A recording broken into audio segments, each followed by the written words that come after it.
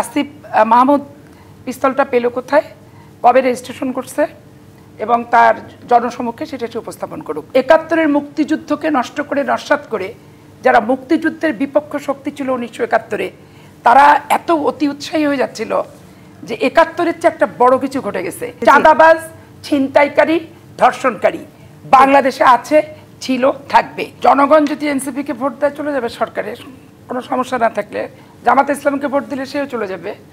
ওই ইসলামিক দলগুলো যারা চাচ্ছে তাদেরকে যদি জনগণ ভোট দিয়ে নির্বাচিত করা যাবে, জনগণ কাকে ভোট দিবে, কারা নির্বাচিত হবে, এটা তো সবাই সবার মতো করে বলছে। তো বলার ক্ষেত্রে তো আর বাধা দেওয়া যাবে না। আর কেউ যদি আকাশ কুসুম প্রত্যাশা করে, তার সেই ছিঁড়া কাঁথায় শুয়ে লক্ষ টাকার স্বপ্ন দেখাও আপনি আমি বিরত করতে পারবো না।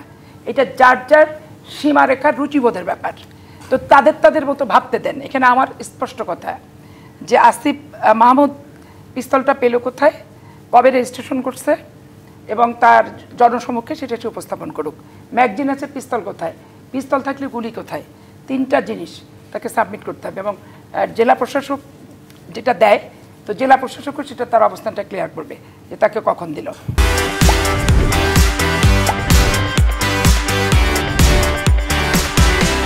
এখন এনসিপি যদি নবজাতক সন্তান হয়ে থাকে বর্তমান সরকারের, আর বর্তমান সরকারের বয়সও যদি 1 বছর পার না হয়, তাহলে আমি আমার বোঝা টানার ক্যাপাসিটি যেটুক, তার চেয়ে অতিরিক্ত বোঝা যখন আমি নেব, তখন ওইটা যখন সমাধান হবে না, আলটিমেটলি অপ্রাসঙ্গিক বিষয়গুলো দিয়েই এমন প্যাচে আমরা পড়ে যাচ্ছি যে আমরা মূল জায়গা থেকে সরে আসছি।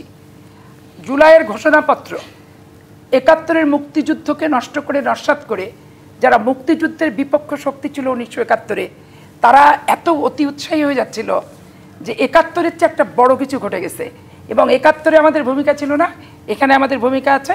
অতএব ৭১-কে মাইনাস করো, এইটাকে ৭১-এর চেয়ে বেশি সত্যি করো, অন্যান্য ইস্যুতে চলে যাচ্ছে। চাঁদাবাজ, ছিনতাইকারী, ধর্ষণকারী বাংলাদেশে আছে, ছিল, থাকবে।